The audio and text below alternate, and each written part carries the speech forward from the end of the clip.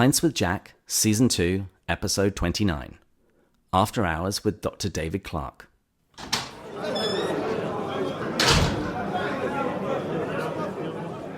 Hello, and welcome to Pints with Jack. 2 weeks ago, I was speaking with Dale Alquist, the president of the Chesterton Society, and today is another interview, another After Hours session, where I'm going to be speaking with Dr. David Clark about his book, C.S. Lewis Goes to Heaven, A Reader's Guide to the Great Divorce. I first came across Dr. Clark's book towards the end of our study of the Great Divorce. You may recall that in one of the later chapters, Lewis's guide, George MacDonald, talks about a man named Sir Archibald.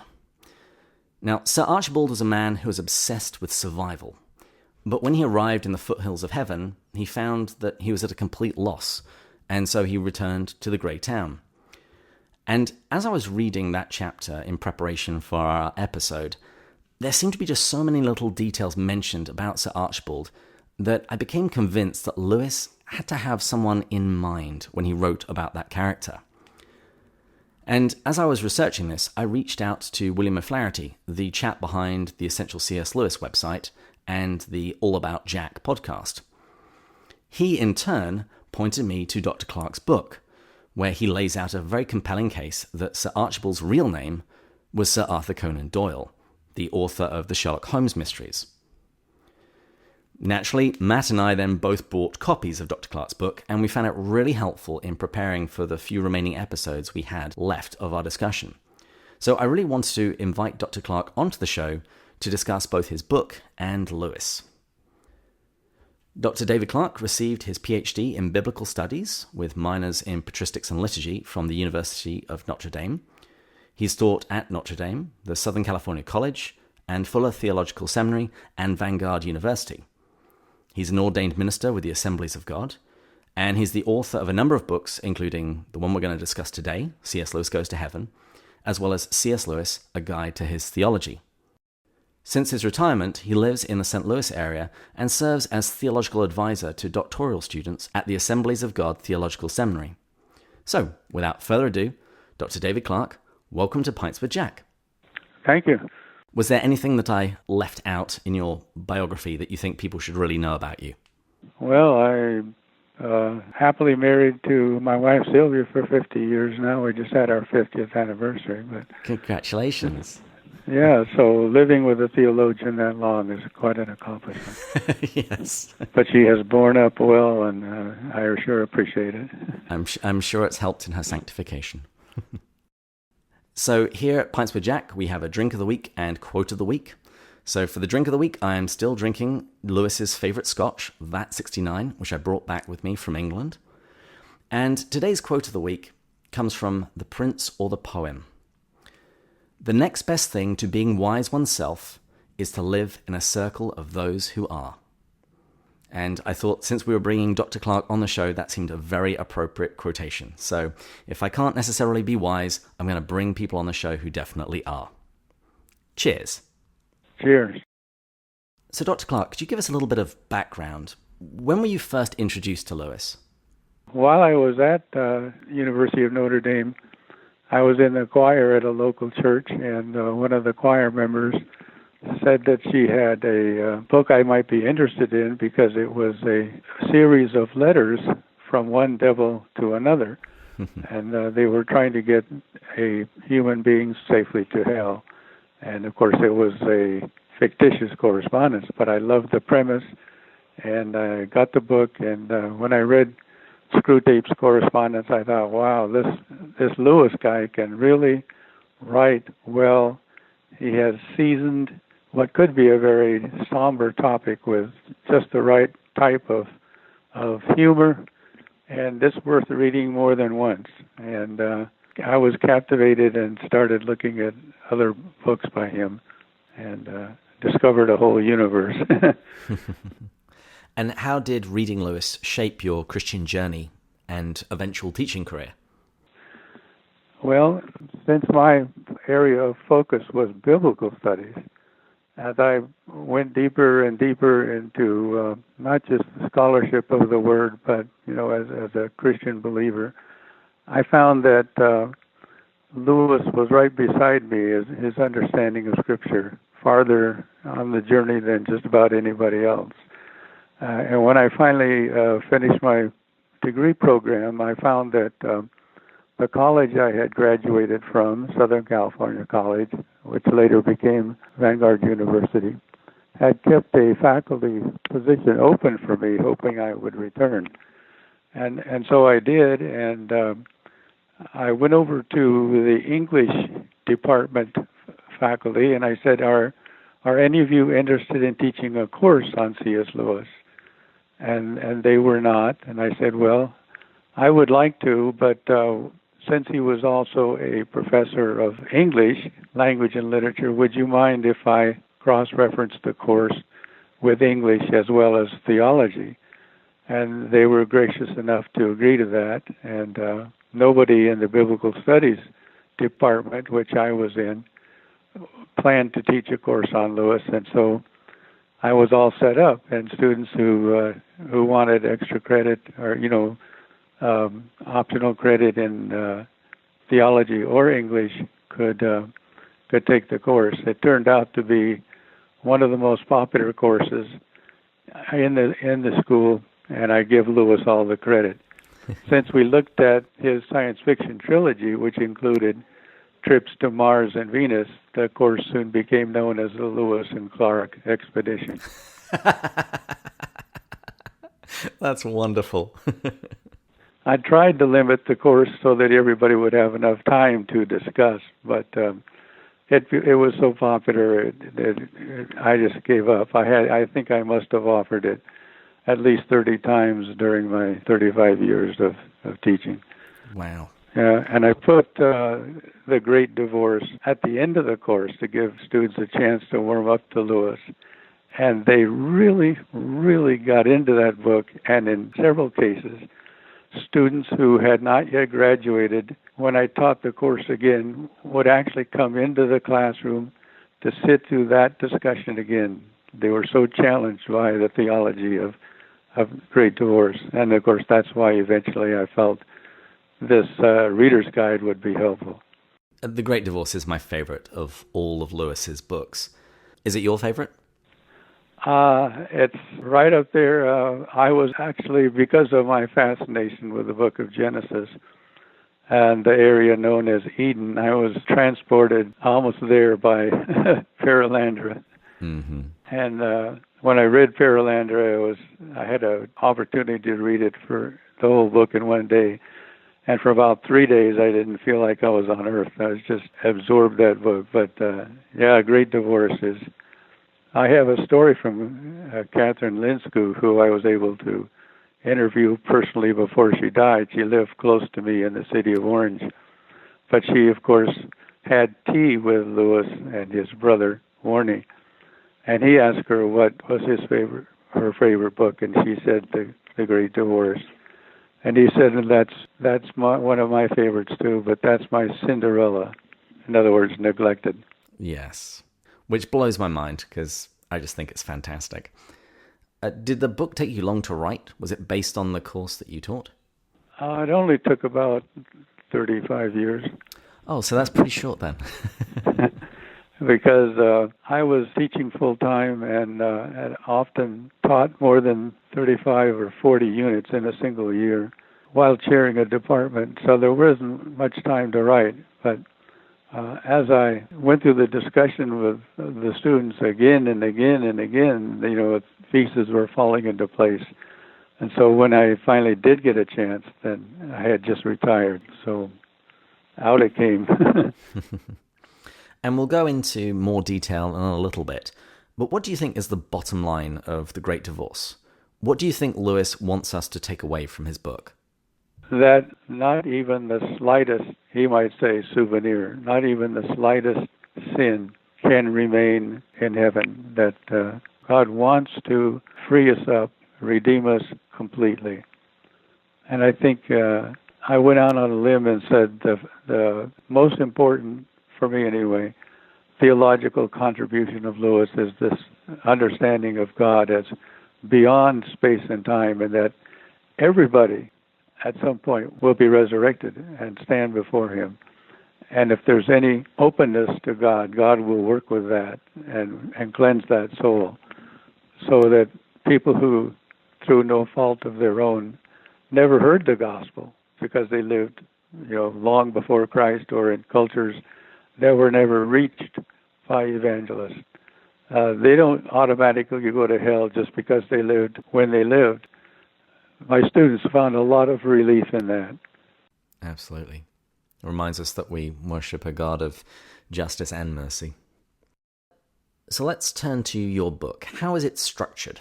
Well, because it's so complex, not my book, but C.S. Lewis's book, well, mine might be too, but it's all his fault.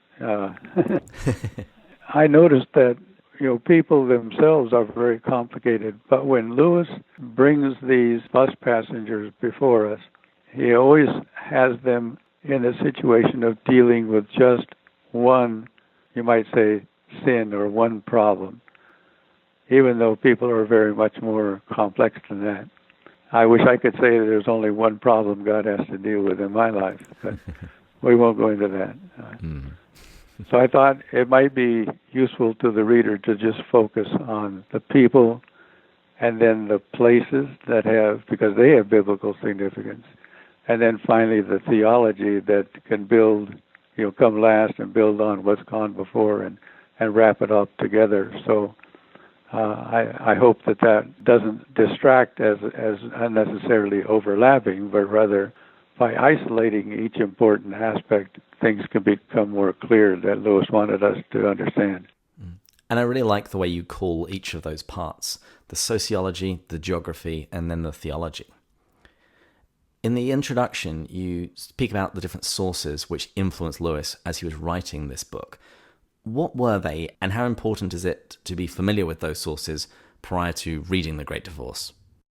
There's something interesting about that, in that Lewis published practically weekly articles that later became Screwtape Letters. And he said it was all dry, gritty going because Satan only uses the intellect as a tool. So he really felt confined. But the next series he did, which were later collected into The Great Divorce, didn't have that restriction. And so he just, I guess you could say, let it all fly out and started his name dropping and referencing and quotations and allusions, and oh my gosh, it's just, I thought as a reader's guide I ought to track down every reference and every quotation and allusion. Well, that took me almost 2 years.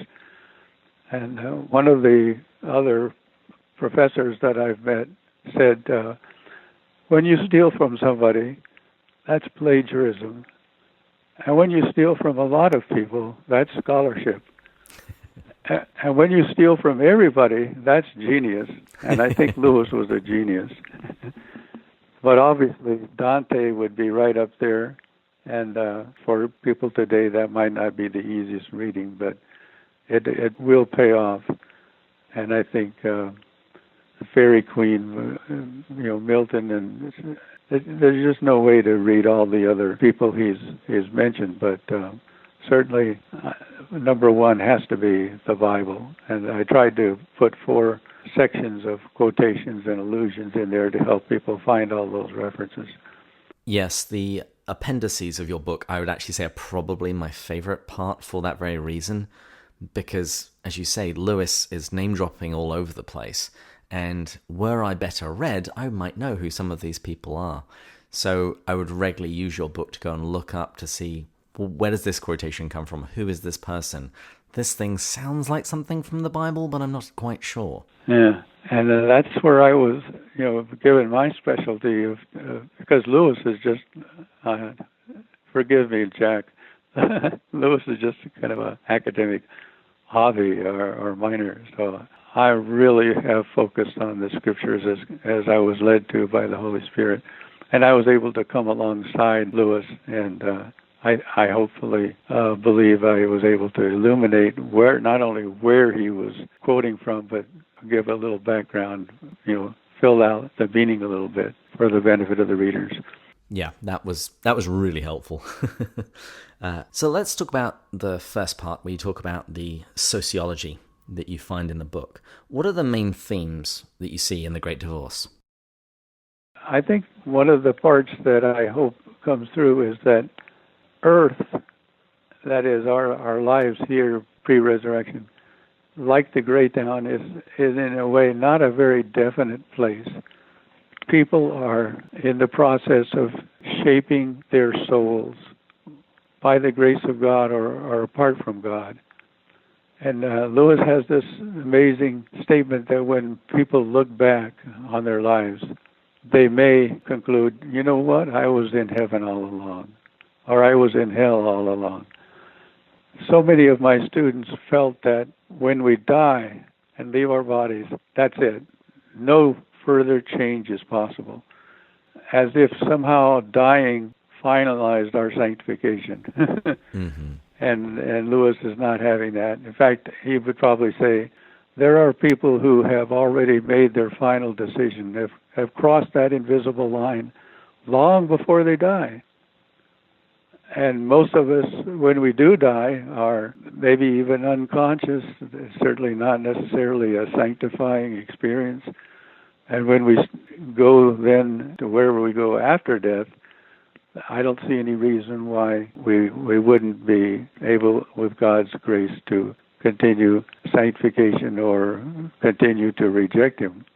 Of course, if I mention the word purgatory, my students freak and run out the door because they're Protestants. But I very carefully work with them and say, let's not go into all the traditional, maybe Catholic aspects of purgatory, but simply remind ourselves that what we're talking about is a continuation of sanctification. You call it post-death sanctification, if you will. Mm-hmm. I love using Lewis for that purpose, because as a Catholic, I'm okay with purgatory, but I love giving people The Great Divorce so they can see a picture of what that might look like and also why it's necessary. Uh-huh. You know, there's all kinds of traditions have grown up around that, and I suppose if I needed to raise some money, I could sell indulgences. I think that's been tried before, but with some success. But, it works for a short period of time, and then there's always a German monk somewhere that'll kick up a fuss. Yeah, some modern Martin Luther would probably shoot me down again. So, out of the characters in The Great Divorce, do you have a favorite ghost, and what do you think draws you to that particular one? Well, I'm not sure I do, but we haven't mentioned the poet ghost, mm-hmm. because I think that gives us a real insight into Lewis himself, this poet who is fixated on the idea of becoming a famous poet, and in fact has a sheaf of papers he wants Lewis to read, who says, I think I've forgotten my glasses. I love that passage. And has been to 5 schools, none of which suited him, and his inadequate allowance from his father. And obviously Lewis is talking about his pre-conversion self, and I think he's saying, there, but for the grace of God, go I. And I think he delighted to put himself in the book. You know, if you're going to put the author of the most famous and beloved detective, Sherlock Holmes, in the book, why not put yourself as a testimony to the goodness of God? Exactly. And I also think that if I encountered a younger version of me, I think I would find myself pretty obnoxious as well. Yeah, I can say into that. I always think of the youth leaders in the Methodist Church that had to put up with me. Oh, gosh. Sanctification. Yeah, puns were my specialty. One of the things that I loved about your book was that you set about identifying some of these ghosts in more detail than I've seen elsewhere. So we've already mentioned Sir Arthur Conan Doyle, but you also identified the artistic ghost as John Singer Sargent. How did you go about working that out? It's still, I'm trying to be very cautious there, but I was surprised to find that in the magisterial collection of Lewis's correspondence by Walter Hooper, that while Lewis frequently mentions musical concerts he's gone to, usually not very good, and books he's read, and so on and so forth, he almost never mentions painting. And yet, when he talks about this painter, you can tell he's using the names of various schools, neo-regionalists, which I'd never heard of, and various artists that he's knowledgeable in that area, and yet he almost never includes that in his letters. And then I found an art critic who just amazed me because he was saying almost exactly what Lewis was saying, that Sargent originally showed a great aptitude and a skill in this treatment of light and helped other people, see that through his gift. And then he turned away to something else and lost that, I don't know that he lost the skill, but he, replaced it by something else, portrait painting. And so for Lewis to pick up on that, and like Sir Archibald, he put a lot of detail into the description of that ghost. So I knew it had to be somebody important, and I believe that's who it was. So that was part one. That was the sociology of the Great Divorce. In part two, you talk about the geography of the Great Divorce. What are the main features that you discuss in this section? I don't know if people are familiar with the parable of the rich man and Lazarus, but Lazarus is not able to bring some water to the rich man who is in a place that seems to have no air conditioning, and rather warm, speaking slyly here, because there is a great gulf that separates them. And I think Lewis really emphasizes this, what he calls a radiant abyss, as he's on the bus tour, and he opens the window to get some of the wonderful fresh air, and the passengers yell at him to shut that window up. But here again we have the great divorce. There's this huge distance between anything that separates us from God. So the irony of it all is that when Lewis meets his tour guide, MacDonald, he eventually finds that what seemed to be a huge, huge abyss and a great town that was stretched on forever is actually smaller than a grain of sand. In other words, it's so unreal. And heaven is reality itself. I hope readers come away with that deep-seated conviction that to turn to God is to turn to reality. And to turn away from God is to take flight into nothingness, into unreality. And Lewis tries to get that across by the places as he describes them. Yeah, your emphasis on the chasm in your book, it was something that I just kind of skipped over when I was reading The Great Divorce. It was just seemed to... I initially viewed it as just an interlude between the grey town and the foothills of heaven. One other section I really liked in that part was where you mentioned Botley. Could you tell people about Botley, please?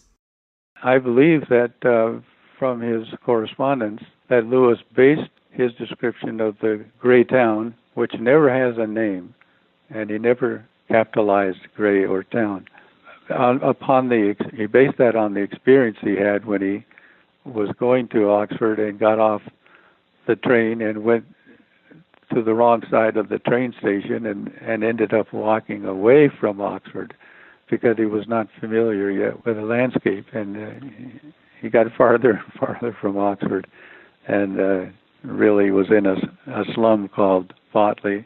Then he finally turned around and saw the spires at a distance, and he even mentions the mean streets in his correspondence, a phrase that he uses in the Great Divorce.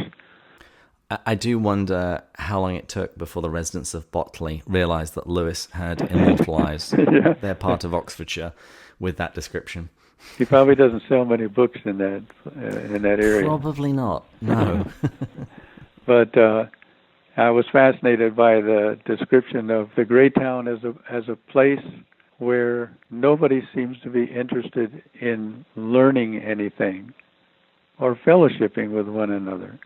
And I think maybe some of his academic background came out on that. How many people did Lewis meet who simply were not in the least bit interested in learning, particularly about spiritual things? And he wrote in his correspondence that one of the greatest challenges he had was was being able to convince his fellow countrymen that they had a problem of sin that needed redemption. There just wasn't any sense of conviction there. When Americans ask me about the spiritual state in England, the word that I will typically use is apathy. Uh-huh. It's not that people are necessarily anti-religious. They just typically don't care. And I think that's true of a lot of European countries as well. So moving on now to part 3, the theology of the Great Divorce. What kinds of things do you talk about in that section? Well, in a way, we've been talking about theological issues all along, but Lewis was pretty focused in this book. And I think he was so shocked by the title of Blake's work, The Marriage of Heaven and Hell, that even though he read it, he said, I'm not sure I understand it. And I thought, I've got to read that. And I read it. It's sort of a poetic book. I came away saying, Lewis is right. I don't understand it either. Yep. So I think Lewis was just working from the title, The Marriage of Heaven and Hell, and saying, that is precisely 100% wrong. There can never be a marriage. And there has to be a great divorce. And I think that, in a way, that title might be unfortunate. Who's going to pick up a book about divorce? There's not much of a clue there in that title as to what the book is about. But that's what his theology is all about. If any human being has any inkling at all or desire to turn to God, God in His grace will receive that person. But receiving that person is going to mean an awful lot. It's going to mean a divorce from every sin that affects our soul and it separates us from God. And that sin has to go. But who that wants God would not want to fellowship with God in an unobstructed manner, to be free from sin, to be totally real. And Lewis has some interesting things to say about being real, because he says when goodness is developing in us, that we become different from one another. We branch out in all of our unique aspects, our unique abilities, our perceptions, our capabilities. You know, if the artist was willing to let go of his reputation, he would become in heaven somebody that would be more skillful than others in depicting aspects of God and light and so on, bringing people closer to God. But Lewis would say people who insist on holding on to sin become more and more the same. They collapse like black holes into themselves, and they just become hard, cold, and dead inside. Whereas goodness branches out. We don't become clones. We become our differentiated beings. God seems to love variety and in creation. His glories, His creation, and all of His personality is displayed in variety and in abundance, and that's what God wants. Lewis speaks about that beautifully in Mere Christianity. He compares Jesus to salt, that adding a little bit of Jesus actually brings out our unique flavors. Exactly. I hadn't really thought about goodness branching out, so I really picked up on that. And you hear people say, I want to be like Jesus, but it's not, when we're like Jesus, we'll reflect Him in the ways that we're unique, because God has given us those ways. In Mere Christianity, he says Christ has so much personality that it takes all of us to even just represent a fraction of it. Isn't that amazing? Yeah. I just I can't believe, forgive me, Lewis, but as an amateur theologian, Lewis had such incredible insights and depth. He read the scriptures faithfully, I think, just about every day, and it really shows. I think one of the big ideas that he talks about in Mere Christianity, which you see demonstrated in The Great Divorce, is the idea of heavenly and hellish creatures, how our choices accumulate, that in every small decision we either turn a little bit more towards God or away from God. And then when we go into eternity, we just see that played out. Right. His sermon in The Weight of Glory saying, everyone is going to live forever. and it's either they're going to be this glorious creature or this hellish creature. Yeah, that's a very powerful thought, that in the weight of glory. I think that's how that weight of glory concludes. I guess you could say we are soul shapers. Every moral decision changes us a little bit. I don't know, so many Christians emphasize justification. I'm forgiven, all right, that takes care of that. And what about sanctification? Yeah, preparing us for that weight of glory. Yeah. One question that I wanted to ask you, how do you think somebody should read your book? Should they read The Great Divorce first? Should they splice your book in as they're reading it? What would you suggest? Part of me wants to say read The Great Divorce first, because then they'll have a good start, but they'll also probably, forgive me for saying this, they'll realize they need my book. No, I agree that before I found your book, there were several times that I realized I needed your book. It's a lot to ask for, that somebody sits down with both books and reads a few pages in Lewis, and then looks at my book and then goes back and forth. That's a lot to ask, but I suppose that would be ideal. But I like the classroom experience where students would, at least they were supposed to, that was their assignment, read the book. And since I put it last in the course, they had all semester to do that. Even that wasn't long enough for some. So when they came to class, they had a lot of questions. They were struggling, and but I have a confession to make. After teaching it for like 30 times, I never realized Sir Archibald was Sir Arthur Conan Doyle. When you just have a few minutes in class, you hit the high points, and it was only when I started researching for this book that I was able to go deep enough and to spend that much time. So that was kind of embarrassing, and yet I was thrilled to find something that I don't think anybody else had noticed. 3 people concealed in that book. Absolutely.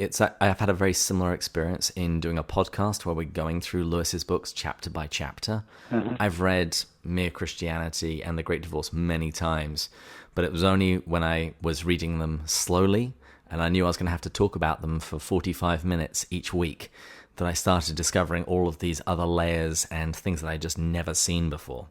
Yeah, it's very deep. Yeah. Now, if I can just get Oprah Winfrey to mention my book, we'll be home free. You get a book, and you get a book, and you get a book. I'll be able to retire. Oh, wait a minute, I'm already retired. Oh, well, I guess it's too late. One last question. What one piece of advice would you give somebody who was reading The Great Divorce for the first time? I would say, because of the way landscapes are used, so many things are not meant literally, but yet have a powerful message. Don't treat it as a work of just a work of fiction and just, well, that was entertaining. But read it for what you can get, and then after maybe half a year or so, come back. Don't be embarrassed to read it 3 or 4 times, because it takes 30 years. It takes more than one exposure to let it sink in and let it change you, and then come back and you get it deeper and deeper and deeper. Lewis is one of those writers that's worth reading more than once. When I interviewed Dr. Louis Marcos, we were talking about Romanticism and Blake and pretty much everything that led up to The Great Divorce, and he's emphatic that The Great Divorce is his favorite book, and he says, I make a point of reading it every year. Wow. So I'm hoping someday I'll be as smart as him. One thing I also meant to ask, actually, the pictures in the book, they were lovely. Where did they come from? When I was in California, which is where I'm from, for about 9 years, 2000 to 2009, I was senior editor of the Lamppost, which was the publication of the Southern California C.S. Lewis Society.